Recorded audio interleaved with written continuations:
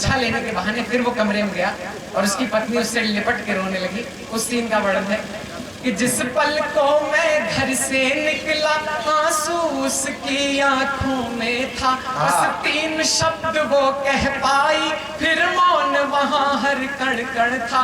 उसको लगा कि सब कुछ छोड़ दें, यहीं रहें, अपनी खेती बाड़ी संभालें, लेकिन क्या याद आया कि जो वादा अग्नि समक्ष किया अंजुर पर अंजुर थामी थी। समझ जाए, तालियां दीजिएगा कि जो वादा अग्नि समक्ष किया अंजुर पर अंजुर थामी थी, बस वचन वही दिल में लेकर मैं सांस छोड़ कर आया हूँ। जब घर से निकलता है वो तो अपने आंसू अपनी पत्नी को नहीं दिखाता और अपने आंसू छुपाते हुए अपनी पत्नी से वादा करता है कि वादा तुमसे ये है बनता, शमकण से समंदर भर दूंगा, सारी खुशियां दुनिया भर की तेरी मुट्ठी में कर दूंगा। और कारी अंधियारी रात चांदनी बनकर एक दिन बरसेगी, कारी अंधियारी रात चांदनी बनकर एक दिन बरसेगी, बस यही आसमान में लेकर मैं गांव छोड़ कर आया। वाह वाह, बहुत बहुत ताली बजा दे यार, एक बार मौसम बना फिर वही हम सुनाएं, क्या हम बताएं? नहीं नहीं, देखो दादा लोग बैठे, हमेशा ऐसे बात नहीं कर सकता। एक कविता सुनाने दे रहा हूँ। ये सारे दादा ये चाह रहे हैं आप एक गीत प्यार कौन सुनो? नहीं नहीं, वो जो मैं रविंद्र दादा को सुनाना चाहता हूँ वो गीत मैं लेके आया हूँ। और हमारे देश के यशस्वी प्रधानमंत्री जी हैं नरेंद्र दामोदर दास मोदी जी, और बहुत कम लोग जानते होंगे कि उनकी पत्नी है यशोदाबेन, और उन्होंने उनकी याद में क्या क्या कर रही हैं सभी लोग वाकिफ नहीं होंगे उनकी सच्चाई से। मैं यशोदाबेन जी की पूरी कहानी आपके सामने रखता हूँ और आशीर्वाद दीजिएगा इस छोटे से कवि को। जो इन लोगों ने सिखाया है वो लिखा है हमने। यशोदाबेन जी क्या कहती हैं आज कि चित्रगुप्त की अमर लेखनी ने ब्रह्मा के इंगित करने पर बिन स्याही के लिखी कहानी मेरे जीवन के पन्नों पर बहुत दिनों तक बात छुपा रखी थी अपने सीने में, घुट घुट कर हर पल सहती हूँ दर्द बहुत है जीने में। मुझको तो धरती माँ ने ना गोदी में स्थान दिया, ना राघव ने उस राम राज्य की रानी का ही मान दिया। ये सिया पूछती है राघव अपराध कहो मेरा क्या है, जीवन भर का वनवास दिया ये बहिष्कार मेरा क्या है। वो काली रात तमावस की जिस रात मुझे तुम छोड़ गए, 7 फेरों के नेहबंध पल भर में हमसे तोड़ गए। मेहंदी का रंग न छूटा था मैं रात रात भर रोती थी, जी करता था मैं मर जाऊं ये दुनिया क्या क्या कहती थी। धरती अंबर सारे तारे ये सब गवाह बन जाते थे, मेरे आंसू पानी बनकर सब मिट्टी में मिल जाते थे। जो रास्ता मैंने सोचा था प्रभु ने वो रास्ता मोड़ दिया, जिस घर से अर्थी उठनी थी उस घर को मैंने छोड़ दिया। वाह करो दादा कि निश्चय किया लड़ूंगी मैं जीवन की हर बाधाओं से। कहीं ये ना लगे कि सिर्फ मोहब्बत की गीतों पर तालियां मिलती हैं। जब कहीं भारत का संस्कार लिखता हूँ तब भी आप उतनी ही तालियां उतनी ही मोहब्बत दीजिएगा। कि जिस लिखते थे ये ना समझे, जिस घर से अर्थी उठनी थी उस घर को मैंने छोड़ दिया, और निश्चय किया लड़ूंगी मैं जीवन की हर बाधाओं से। स्वीकार किया विधि का लेखा चल निकली मुक्त हवाओं में। और यशोदाबेन जी की तरफ से कहता हूँ कि सुनती हूँ बहुत बड़े वक्ता हो तुम, जो मानते हो नरेंद्र मोदी जी को बहुत बड़ा वक्ता, वो इस प्रश्न का उत्तर दे दें अगर हिम्मत हो तो। कि सुनती हूँ बहुत बड़े वक्ता हो तुम, एक प्रश्न पूछती हूँ तुमसे, जब नहीं निभा सकते थे तुम रिश्ता क्यों जोड़ा था मुझसे? जाना ही था तो तुम विवाह के पहले भी जा सकते थे, ये देश प्रेम संसार प्रेम पहले भी दिखला सकते थे।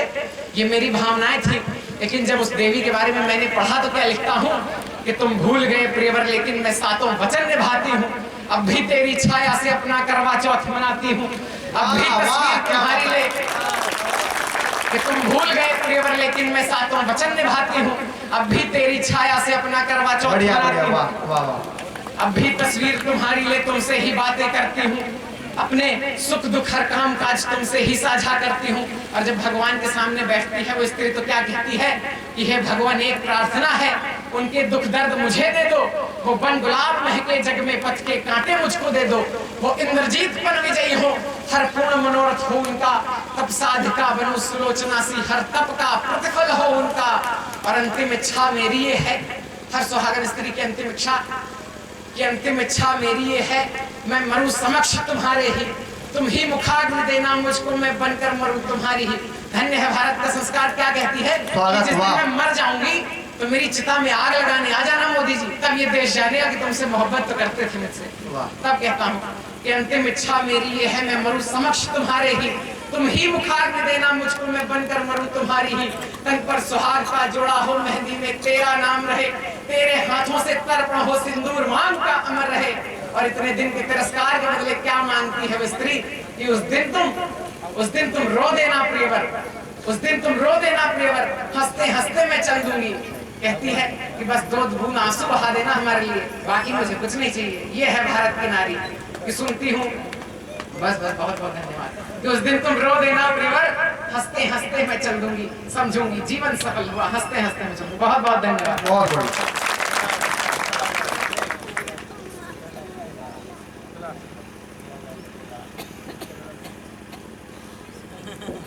एक बार जोरदार ताली बजाएं। बहुत अच्छी कविता आपके बीच में रखी। मंच का सबसे छोटा कवि है, उसने उसके स्नेह के साथ आपने उस लोग को सुना, उस व्यक्ति को सुना, बहुत अच्छा मुझे लगा। मित्रों, सबसे बड़ी बात है जब हम जैसे राष्ट्रवादी लोग, आप जैसे राष्ट्रवादी लोग, जब हमारे सीमा पर सैनिक लड़ता है, सरहद पर सैनिक लड़ता है। मित्रों, एक सैनिक था, उसका 1-2 दिन पहले विवाह हुआ था, उसको सेना पर जाना पड़ा। पाकिस्तान से उन दिनों बहुत बड़ी लड़ाई चल रही थी। जब उसको 4 गोलियां लग गई तो 4 गोलियों पे एक सूखे, उसको लिखने के लिए कागज नहीं मिला, पेन नहीं मिला, तो उसने सूखे पत्ते पर एक लकड़ी की कलम बनाकर अपने खून से 2 पंक्ति अपनी पत्नी के लिए लिखी थी। अगर 2 पंक्तियां वो पूरे देश में वायरल हुई, उस फौजी ने कहा था कि वैसे तो तेरे इश्क पर मेरी जान भी कुर्बान है, वैसे तो तेरे इश्क पर मेरी जान भी कुर्बान है, पर मादरे वतन पर तेरा इश्क भी कुर्बान है। जब मित्रों हमारे देश में इस प्रकार, मैं आपको एक बात और बताता हूं कि हमारे कालिदास जी होते हैं, और हमारे कालिदास जी बहुत बड़े, आप जानते हैं, बहुत बड़े वक्ता हुए, कवि हुए, रचनाकार हुए, साहित्यकार हुए। मैं बता देता हूं कि उनकी पत्नी ने कालिदास को छोड़ दिया था, इसलिए कालिदास जी बहुत बड़े कवि बने। और हमारे नरेंद्र मोदी जी ने अपनी पत्नी को छोड़ दिया था, वो देश के प्रधानमंत्री बने। इससे पता लगता है कि पति पत्नी को छोड़े, पत्नी पति को छोड़े, फायदा पति का ही होता है। मित्रों, और मैं जा रहा था, जब मैं स्टेशन पे महोबा में आया तो मुझे मेरे एक मित्र मिल गए, तो उनके होठ बुरी तरह जले हुए थे। मैंने पूछा, मित्र तुम्हारे होठ क्यों जल गए? तो बोले कि अमित भाई कोई बात नहीं, अपनी पत्नी को स्टेशन पर छोड़कर आया था। मैंने कहा स्टेशन पर छोड़कर आए थे, फिर आपके होठ क्यों जल गए? कह रहे अमित भाई सीक्रेट बात था, बस पूछो। तो मैं तो कभी मुझे पूछने की जिज्ञासा थी। मैंने कहा नहीं मित्र, ये तो गलत बात है, आप बताओ जब पत्नी को, भाभी जी को आप स्टेशन पर छोड़कर आए हो तो आपके होठ कैसे जल गए? वो बोल रहे थे कि भैया खुशी इतनी थी, मैंने खुशी में रेल के इंजन को चूम लिया। तो इस तरह की बातें पति पत्नी का चलता है। कल हमारे बड़े भाई सचिन जी की शादी थी, तो कहने लगे, तो भाभी जी रोने लगे, विदाई हो रही। अब भाभी जी रोने लगे तो हमारे सचिन भैया भी रोने लगे। मैंने पूछा कि सचिन भैया आप क्यों रो रहे हो? बोली कि ये क्यों रो रही है? मैंने कहा इनकी तो शादी हो रही है। तो सचिन भैया बोले मेरी भी तो शादी हो रही है। मैंने कहा ये तो अपने घर परिवार, भाई बहनों को, माता पिता को छोड़कर आपके पास सिचौरा आ रही है। तो कह रहे घर जाकर मेरी भी छुड़वाए। तो मित्रों, पति पत्नियों का ऐसा संवाद होता है। ये इस देश को फिर से मैं उसी आराधना की तरफ लेके चलता हूँ, राष्ट्रवाद की तरफ लेके चलता हूँ, देशभक्ति की तरफ लेके चलता हूँ। प्रभात परवाना जिसको आप कई बार अच्छा पहले सम्मान भी करवाना। सबसे पहले आज का आपका जो सम्मान है, जिसे कल्पतरु सम्मान कहते हैं, जो सबसे पहले हमने आदरणीय रविंद्र शुक्ल जी को दिया था वरिष्ठ में। हम हर बार कल्पतरु के 2 सम्मान करते, एक युवा सम्मान, एक वरिष्ठ सम्मान। तो इस बार का युवा सम्मान हम चाहते हैं, आपके सिचौरा वासियों ने ये बात की है कि इस बार का सम्मान आदरणीय प्रभात परवाना जी को दिया जाएगा। आप जोरदार तालियां बजाएं। पहले सम्मानित होगा, उसके बाद उसका काउ काटा। इसके लिए मैं निवेदन करूंगा श्री नरेंद्र मिश्रा जी से, इन्होंने अपनी तरफ से प्रतीक चिन्ह बनाकर भेंट करने का फैसला किया है। और इसके साथ ही हमारे कार्यक्रम के मुख्य सहयोगी, जिनका सहयोग इस वर्ष के कार्यक्रम के लिए भरपूर रहा और जिनकी वजह से हम लोग आज यहाँ पर बैठ पाए। क्योंकि मित्रों, किसी भी कार्यक्रम के लिए आर्थिक संपन्नता, आर्थिक सहयोग की आवश्यकता बहुत होती है और एक छोटे से गांव में इस तरह के आयोजन करना बहुत ही कठिन कार्य होता है। आज ऐसे सूखे और बुंदेलखंड की ग्रामीण परिस्थितियों में इस तरह के कार्यक्रम होना बड़े सौभाग्य की बात है, बहुत बड़े सहयोग से होती है। तो ऐसे सहयोगी हमारे बाबा जी श्री मुकेश शर्मा जी, ये MES दिल्ली में बहुत बड़े कॉन्ट्रैक्टर हैं और हमारे गांव सिचौरा में ही पले बढ़े हुए हैं, जन्मे हैं, रिश्ते में हमारे बाबा लगते हैं। आपसे निवेदन है, बहुत बड़े समाज सेवी हैं, आप मंच पर आए और आपके हाथों से ही और श्री नरेंद्र मिश्रा जी के हाथों से श्री प्रभात परवाना, युवा कवि प्रभात परवाना जी को इस वर्ष का कल्पतरु साहित्य सेवा सम्मान दिया जाएगा। श्री मुकेश शर्मा जी मंच पर आए। इस वर्ष का यह कार्यक्रम स्वर्गीय राम सखी शर्मा जी की स्मृति में रखा गया है। तो मैं निवेदन करता हूं दादा रविंद्र शुक्ल जी भी आए और युवा कवि प्रभात परवाना जी को सम्मानित करें और आदरणीय हमारे मासूम दा भी आए और पगड़ी बनाइए। हम बीच में तो तेरे सम्मान भगवा साल इसको पगड़ी भी पहनाई जाएगी। वाह, भगवा पगड़ी इसका सर आ जाएगा। दादा रविंद्र शुक्ल स्वयं पगड़ी पहना रहे हैं। आप जोरदार ताले बजाएं मित्रों। बहुत बड़ा सम्मान, सागर मंथन से उत्पन्न कल्प वृक्ष के नाम पर जो सम्मान श्री मुकेश शर्मा जी शॉल पहनाकर अंग वस्त्र प्रदान करके सम्मानित कर रहे हैं। शॉल भी भगवा शॉल। वाह चेतन, जिंदाबाद। ये भी लोग श्री मुकेश शर्मा जी शॉल पहनाकर सम्मानित कर रहे हैं। और इसके बाद श्री नरेंद्र मिश्रा जी ने इस वर्ष महोबा के बुंदेलखंड की शान आल्हा ऊदल में से ऊदल का चित्र प्रतीक चिन्ह भेंट किया है अपनी तरफ से। जोरदार सम्मान हो रहा है। बहुत बहुत धन्यवाद। इसके बाद सम्मान पत्र और सभी मंचा सिंह कवि प्रभात परवाना जी को सम्मान पत्र देकर इस बार तो बहुत सारी चीज दे दी सर। बहुत बहुत बधाई प्रभात, बहुत बहुत बहुत शुभकामनाएं। जिंदाबाद। इस वर्ष का यह तृतीय कल्पतरु कवि सम्मेलन है और यह तीसरा कल्पतरु साहित्य सेवा सम्मान। पहला कल्पतरु साहित्य सेवा सम्मान दादा रविंद्र शुक्ल जी को दिया गया था और दादा सुरेश फक्कर जी उन्नाव को दिया गया था। द्वितीय कल्पतरु साहित्य सेवा सम्मान युवा कवि गौरव चौहान इटावा को दिया गया था और इसके साथ ही दादा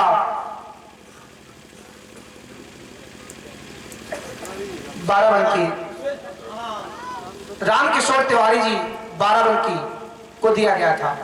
तृतीय वर्ष में यह साहित्य सेवा सम्मान युवा कवि के रूप में प्रभात परवाना जी को प्रदान किया गया और वरिष्ठ कवि के रूप में अंतरराष्ट्रीय शायर दादा मासूम गाजियाबादी को इस सम्मान से नवाजा जाना है। प्रभात करवाइए। तो प्रभात, जब तुम्हारा सम्मान हो गया तो आप इनको पता लग गया कि देश का बहुत बड़ा कवि है प्रभात परवाना। मित्रों, देश की बात करता है, वतन की बात करता है। आपने 2 बार उसको सुना है, इस बार उसका सम्मान भी हुआ है। इस बार फिर 3 गुनी ऊर्जा के साथ प्रभात आपके बीच में आया है। अगर मैं प्रभात के बारे में कहूं तो कुंवर बेचैन साहब ने लिखा है, जिंदगी हवन है वतन के लिए। वतन के लिए लिखना बहुत बड़ी बात होती है। आदरणीय रविंद्र शुक्ल दा के हम चरणों की धूल के बराबर भी नहीं है, उसके बाद भी कोशिश करते हुए कोशिश ही कहेंगे हम कि जिंदगी हवन है वतन के लिए, सांस का शोषण है वतन के लिए, और कह गई फांसियों में फंसी गर्दने, ये हमारा नमन है वतन के लिए। प्रभात परवाना है और अपना काम करता है।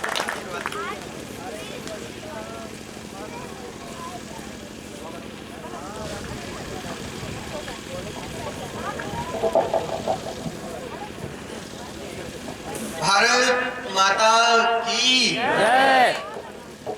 बुंदेलखंडी आवाज आपको पता है प्रभात परवाना जब मंच पे आता है तो एक बार बुंदेलखंडी आवाज की मुझे जरूरत होती है। कविता रखूंगा बिना किसी बड़ी भूमिका के, आपको बताता हूँ कुल 7 मिनट का समय मैं आपसे गिन के लेता हूँ। 1.5 मिनट की भूमिका है, बाकी कुछ मिनट के लिए कविता पाठ करूंगा। लेकिन एक बार मैं जुड़ना चाहता हूँ यहाँ से लेकर वहां तक। कविता पढ़ने से पहले मैं आपको दिखा देना चाहता हूँ आंखों में इतना सम्मान पाकर।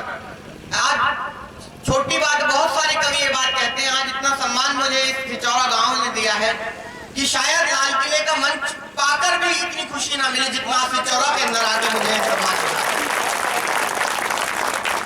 मेरी आंखों में नमी आप देख सकते हैं, सम्मान पाकर खुशी के आंसू हैं। आइए मैं 3 कविता रखता हूँ। इस बार मेरे बहुत से भाई, नरेंद्र भाई और बहुत सारे भाइयों का आग्रह था कि इस बार हम कुछ नया सुनना चाहते हैं, कुछ नई कविता सुनना चाहते हैं। भगत सिंह जी की कविता आप सुनाते हैं, इस साल कोई नई कविता सुनना चाहते हैं। मेरे भाइयों, मैं वो कविता लिख के लाया हूँ। पहली बार आज छिचौरा के मंच से इस कविता का उद्घाटन करूंगा। अगर आज छिचौरा वासियों ने इस कविता को अपना लिया तो दावे के साथ कहता हूँ 2017 में होने वाले 50% से ज्यादा कवि सम्मेलनों में इस कविता को पढ़ूंगा और हर कवि सम्मेलन में इस बात की गवाही दूंगा कि मैंने इस कविता का उद्घाटन छिचौरा गांव में किया। दादा रवि शुक्ल जी बैठे हुए जब पहली बार ये मंच पे मेरे को मिले थे तो उन्होंने कहा ये बेहूदी कविताएं आज मंचों को खा रही हैं। दादा, मैं आपके आदेश को सर आंखों पे रख के 2-4 पंक्तियां लिख के लाया हूँ और आपसे जुड़ना चाहता हूँ कि मैं आज ये कविता क्यों सुनाने जा रहा हूँ। मैं इन छोटे छोटे बच्चों के लिए कविता सुनाने जा रहा हूँ क्योंकि जोगी जी ने कहीं लिखा, सुनील जोगी जी बहुत बड़े कवि, उन्होंने कहीं लिखा कि इन बच्चों को ये कविता सुना के क्या मिलेगा, तुम भगत सिंह की बातें करते हो क्या मिलेगा। इन बच्चों के लिए कविता सुनाने जा रहा हूँ कि जरा सी कामयाबी मिल गई तो फूल जाएंगे। वाह, ये बच्चे जरा सी कामयाबी मिल गई तो फूल जाएंगे, दौलत और शोहरत के नशे में झूल जाएंगे। अरे इन बच्चों को ना सुनाऊंगा आजादी की दास्तां, इन बच्चों को ना सुनाऊंगा आजादी की दास्तां, हनी सिंह याद रख लेंगे, भगत सिंह भूल जाएंगे। वाह वाह, जिंदाबाद, वाह वाह, जिंदाबाद।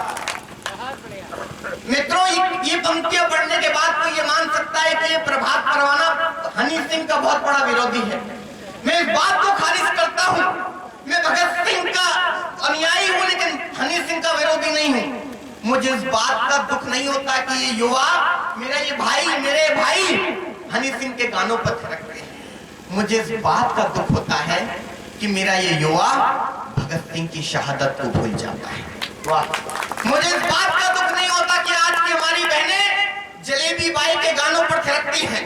मुझे इस बात की पीड़ा होती है कि जलेबी बाई के गानों पर थिरकती हुई बहनें लक्ष्मी बाई का बलिदान भूल जाती हैं। वाह, और एक नाम लेता हूं, देखना चाहता हूं छिचौरा की जमीन तक वो नाम पहुंचा है या नहीं पहुंचा। मुझे इस बात का दुख नहीं होता कि इस देश का युवा मुन्ना भाई बनना चाहता है। मुझे इस बात का बहुत दुख होता है कि इस देश का युवा मुन्ना भाई बनने की ओर में, इस मुन्ना भाई बनने की दौड़ में राजीव भाई दीक्षित का बलिदान भूल जाता है। क्या बात है, वाह, तब मैं पंक्तियां रखूंगा। स्वागत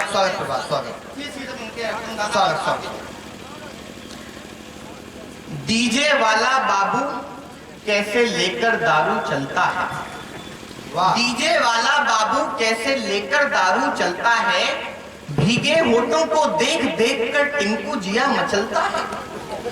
कजरारे कजरारे वाली भाषा तुम्हें सुहाती है। वाह, खूब पता है रजिया कैसे गुंडों में फंस जाती है। क्या बात है। तुम्हें पता है किस दिन शीला ठुमका कहाँ लगाएगी, तुम्हें पता है मुन्नी कब बदनाम गली में जाएगी। क्या बात, वाह। तुम्हें पता है किस दिन शीला ठुमका कहाँ लगाएगी, तुम्हें पता है मुन्नी कब बदनाम गली में जाएगी। छोटी ड्रेस में लड़की तुमको बॉम्ब के जैसी लगती है। अरे आंटी पुलिस बुला लेती है फिर भी पार्टी चलती है। उलाला जैसे गाने गाते फिरते हो। हाथ खोलिएगा नरेंद्र भाई, सुनिएगा। उलाला जैसे गाने गाते फिरते हो, खेत चने का मिल जाए तो जोरा जोरी करते हो।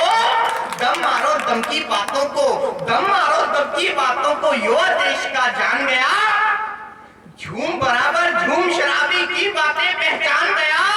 फेविकॉल फेविकॉल से सीने पर, अरे फेविकॉल से सीने पर फोटो चिपकाना याद रहा, फेविकॉल से सीने पर फोटो चिपकाना याद रहा, अनारकली का डिस्को की गलियों में जाना याद रहा, फेविकॉल से सीने पर फोटो चिपकाना याद रहा, अनारकली का डिस्को की गलियों में जाना याद रहा, टिप टिप बरसा है पानी, पानी ने आग लगाई है, चिकनी कमर पे चिकनी चमेली पौआ चढ़ा के आई है, अरे चिकनी कमर पे चिकनी चमेली पौआ चढ़ा के आई है, बलम ने पिचकारी मारी, बेबी ने बेस बढ़ाया है, गांधी की लुंगी पहनी तो लुंगी डांस कराया है, अरे गांधी की लुंगी पहनी तो लुंगी डांस कराया है, आज जिगर में लगी हुई बीड़ी सुलगा लो अच्छा है, वाह, अरे आज जिगर में लगी हुई बीड़ी सुलगा लो अच्छा है, चिट्टियां कलाइयां वाली को शॉपिंग करवा लो अच्छा है, लेकिन ये गाने बजा बजा कर आगे से लेकर पीछे तक सिचौरा वासियों, अगर ये पंक्ति गलत लगे तो कोई व्यक्ति उठ के विरोध करना, और अच्छी लगे तो आगे से लेकर पीछे तक 30 सेकंड तक तालियां बजाना। अरे आज जिगर में लगी हुई बीड़ी सुलगा लो अच्छा है, चिट्टियां कलैया वाली को शॉपिंग करवा लो अच्छा है, लेकिन ये गाने बजा बजा कर पेट नहीं भरने वाला, लेकिन ये गाने बजा बजा कर पेट नहीं भरने वाला, सलमान बड़ा या शाहरुख, इससे देश नहीं चलने वाला।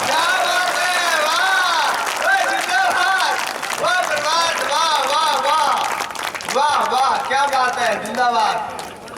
सलमान बड़ा है या शाहरुख, इससे देश नहीं चलने वाला। वाह, एक बार पुनः तालियां बजाए प्रभात के सम्मान में। आज तो अपने सम्मान को निभाया आपने। वाह, स्वागत। चलिए मैं पढ़ देता हूँ। स्वागत।